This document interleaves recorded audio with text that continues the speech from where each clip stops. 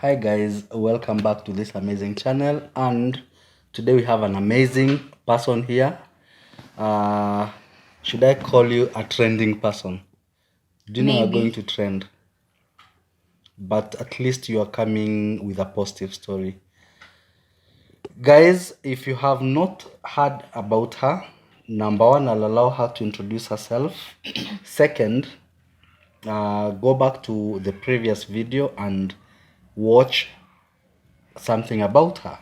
Okay, so I'll allow you to introduce yourself. My name is Rose Nasimiu. Okay, who is Rose Nasimiu? Rose Nasimiu is just a simple girl from Bungoma with a beautiful baby girl. Yeah. Amazing. Now, we've heard your story. You're accused of killing your boss because your boss wife is also your boss. So you're accused of killing your boss, and we followed. And I'm encouraging people who haven't watched the story to go watch the story, so at least you can understand from which angle we are coming from.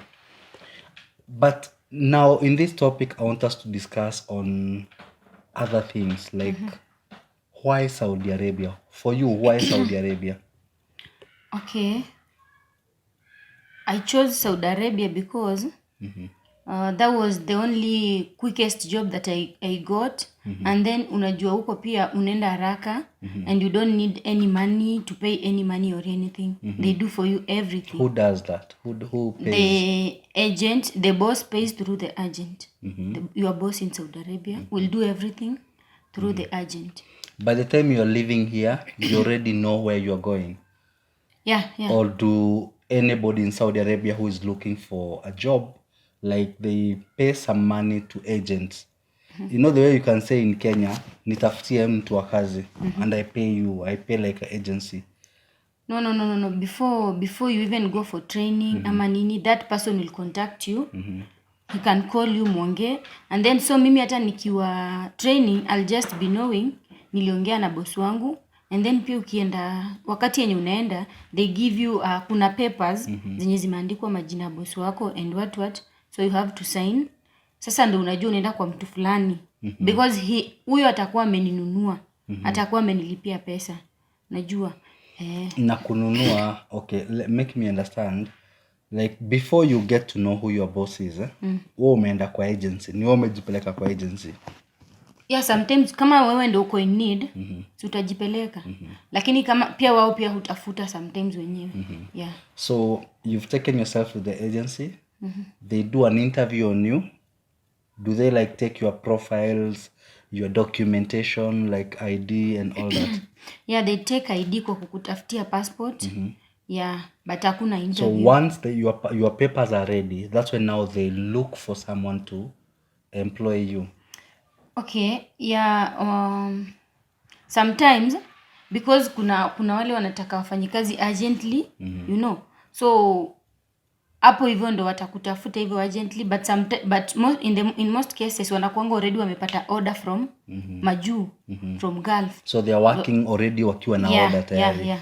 Because from your story, from the previous story, nimeangalia like you are called to Nairobi when you are traveling tomorrow. Because I had finished everything. So nilikuwa nenda tu corona test. So inatoka haraka, unajua, and then I travel. Now we've had so many cases of negative, everything negative about Saudi Arabia. What is your experience apart from now this issue of the murder framing and all that? What's your experience in Saudi Arabia? Okay. Niko na mixed experience. I have mixed experience, or I don't know what to say. Because on one side, they were good people to me. As I said, my boss, that woman, they were Waiguru. Waititu was good to me. Alikuwa mzuri sana. Waiguru was also good to me. Who is my madam. So guys, for you understanding, the male boss, they call him Waititu. Yeah. And the female boss, they call them Waiguru. Just for their communication. Yeah. Not for them to know that actually you're being called this and that. Okay? Yeah. Yeah, so Tell us your positive and your negative side.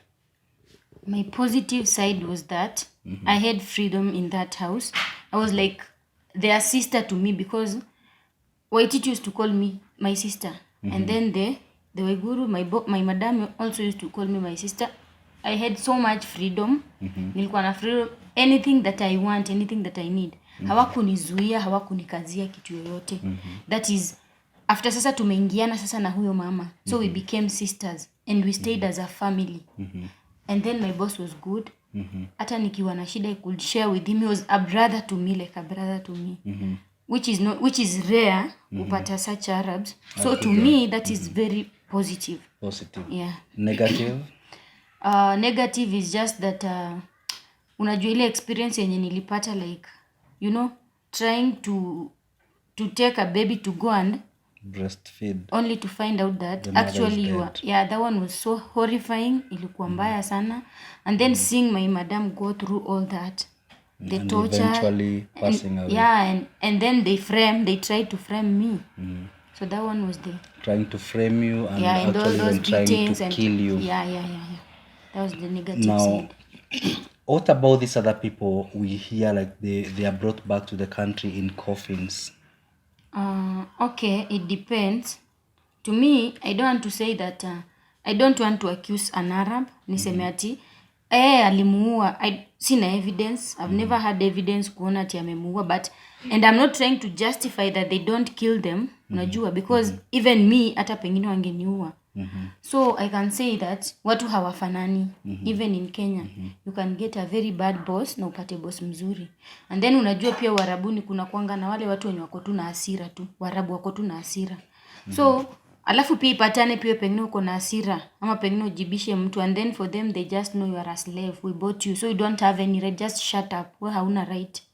So some people may end up being killed, or yani wanauliwa tu wrongly, hawajakosa, they just accuse you because the woman wants to get rid of you. Pengine ameona bwanake anakupenda sana, or he's favoring you, unajua. Then anaichukulia vibaya. So anaona tu huyu ni kama anaweza ninyang'anya bwana, or they assume. And then hata anaweza kudecide tu akusukume kutoka kwa gorofa or poison you, hivyo. Sasa inakuwa so to them killing you is they don't even have to think about it. Yeah, some of them. As I just said, kuna wazuri na kuna wabaya. Some of them cannot even think about it. For them it's just normal. Najua. So for our case, is it only Kenyans? Because we've had so many Kenyans die, so many Kenyans go through, a lot of issues in Saudi Arabia. So we get to ask ourselves, why Kenyans? Okay. Actually, it's not about only Kenyans. Maybe there are some stories, but haijakufikia or you've not seen them. But I cannot say it's only Kenyans. And then I can just say the majority are Kenyans. Because for like Philippines and other country, their government, they take care of them. They follow up. You are sick. Wakipiga simu kwa government yao itawashughulikia. Unajua, because you left government, ulitoka. Even here in Kenya sasa tuliambiwa saizi agencies zetu zimeregistiwa na government, of which we expect them watu protect. But now they are not doing that. That's why mostly ingekuwa ati kuna kesi moja mtu amekufa and the government did a follow up. Wakaenda mpaka Saudi Arabia. Wakasema wajue, why did she die? Okay, she was sick. Do you have any medical report to show that this girl was sick? And did you contact anybody to tell them that they died? Because utapata mtu amekufata 5 months. They are not telling the family. Unlike nchi zingine tuseme kama Philippines, wakiona mtu wao amekufa ama anateseka, they do a follow up. Najua. Was she sick? Yes. Where is the record? Lakini sisi Kenya, hata mtu anakufa, familia inahangaika tu kumtoa Saudi Arabia, the government does not get involved. Na ukiona government imekuwa involved, huyu amekuja kwa limelight, amejulikana. But there are those who cry so much, familia yao kuchukua hata mwili. Unlike Philippines, government will just itashughulikia everything. Getting the body from there, like doing the investigation. Even there are those wenye wanashika hadi boss, even they wanalipa juu ya hiyo. So you think our government is not doing anything to like take care of Kenyans who are now going to work in Saudi Arabia? Yeah, I think it's because of that. Sisi hatuna mtu wa kutushughulikia. Nobody is there to look after us.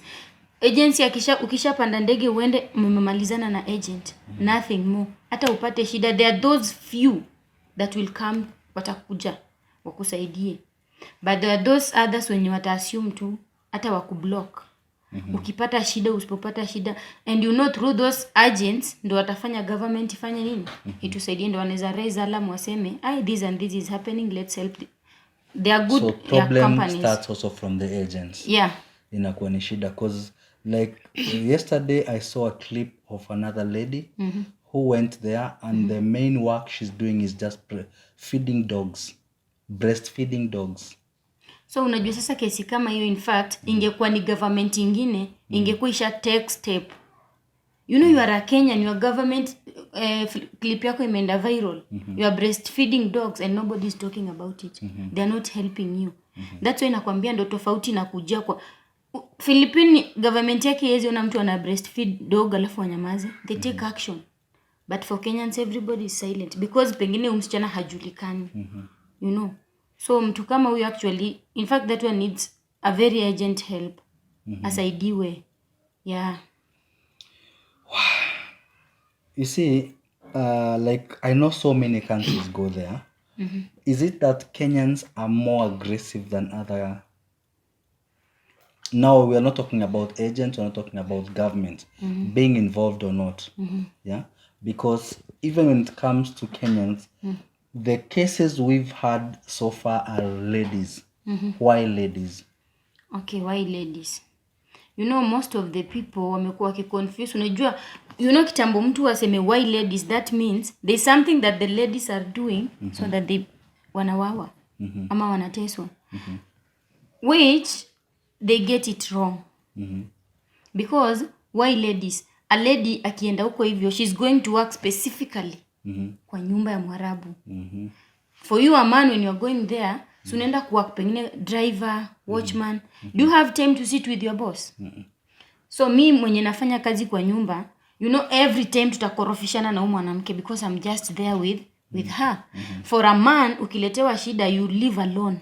Uta drive hata uende ama utatoroka. But for me as a lady ni ngumu because a man anaishi peke yake, but for a lady anaishi na wao. So kitambata escape ni shida.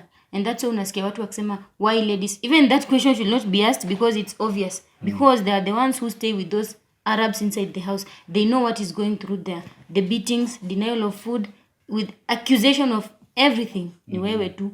Mwarabu anaweza tu decide kukuaccuse tu umeiba kitu fulani. And you've not stolen it. Pengine misplaced tu. Na anaanza kukupiga hapo na hapo. But for a man anaishi peke yake, mtaanzana wapi kuvurutana na? Though there are those, kuna tu wale tu wenye unajua kitambo uende Saudi Arabia, you know what you're going to do there. Kuna wale wenye ni single mothers, life imewachapa, they say I am going to hustle for my kid. Umetoka tu kijua unaenda kuhustle, but unfortunately unaangukia mikono ya boss wabaya. You try your best, unajaribu inakushinda. You go to the office, inakurudisha in the same house, penye unapigwa unanyimwa food. Police wanakurudisha hapo. That's why utapata mtu ametoroka. Not willingly, but situation imemforce ametoroka. And then there is this other one, amekuja Saudi because of influence. Huyu alienda akakuja na smartphone. Huyu alienda akakuja na do. I can also go there. Ukienda huko unapata ni kazi unafaa ufanye, si bure. Then unaona hapa mimi siwezani. Alafu unapata mtu mwenye ako nje, mwenye alikuwa kama wewe akaenda nje, kupigia simu, toroka kuja huku, there is freedom. Huku kuna wanaume. So there are two types of girls wenye wanatoroka. Those who run away genuinely, walienda kuhustle genuinely. And those who are just there.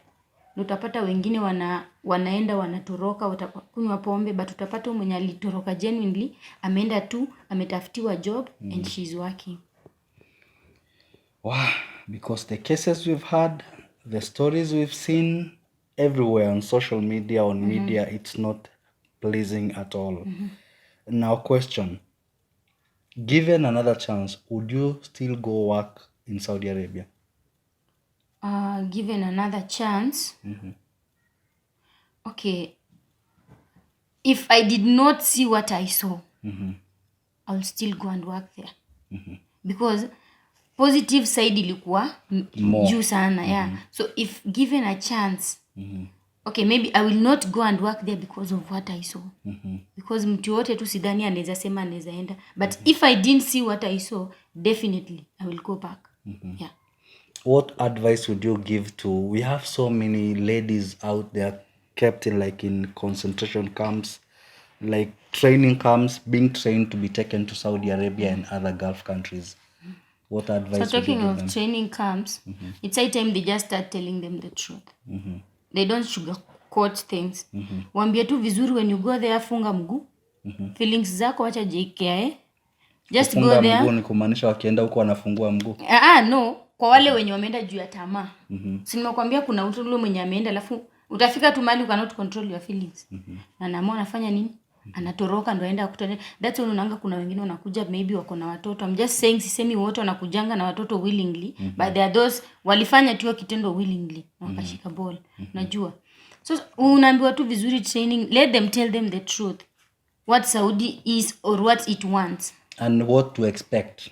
Yeah. Kwa tu mwaminifu. Mwarabu anataka mtu hardworking, mtu respectful, be obedient, be humble. Uko si kwenyu. Yes, sometimes mnaweza pitana na Mwarabu or what, but just know how to handle the situation. Usipeleke huko hasira yako. Just know what brought you to Saudi Arabia. Utaishi tu poa. Though hata kuna tu boss tu mwenye ni mbaya tu hata ukiwa mzuri. Atakutafuta, but if you know how to handle her, just avoid her. Wachana na yeye. Yeah. Wow. Thank you so much for the highlight. It's an eye-opener. Yeah, it's an experience that I wouldn't want like anybody I know to go through.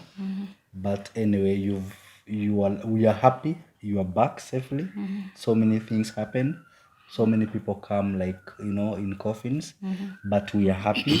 And we're also happy for your boss for aiding you and assisting you up to the point that actually you've landed home.